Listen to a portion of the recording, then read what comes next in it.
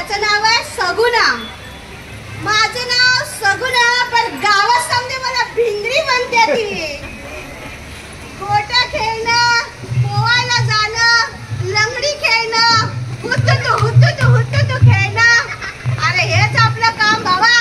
कधी चिंचा पाडायच्या, कधी कैऱ्या पाडायच्या, एवढंच आपलं काम. बरं आपण बाचं लय लाडच आहे बघा. बाला लय आवडतो.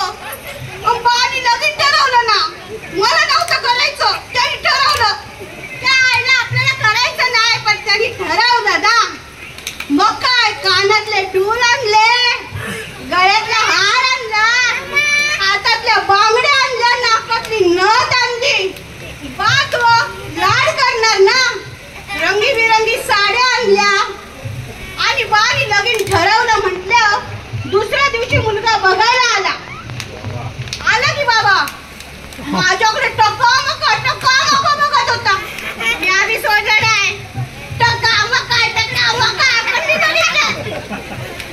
त्याला मी लय आवडली, मला मी तो लय आवडलं. लगीन ठरलं, झालं. शिवमंगलम सावधान. आपण बे शिवमंगलम सावधान. लगीन झाल्या सासूनी दार अडवलं. नाव घे पोरी, आपण बी घाबरलं नाही. घेतलं नाव वांग्याच्या भरीत केलं ठासून टसून. खंडूराव गेला रुसून, आपण खात्यात चाटण पुसून. अरे देवा, संसाराला सुरुवात झाली. सासूने घेतलं की मनावर छळ करायचा माझा. आपण मी काय ग बसलो नाही.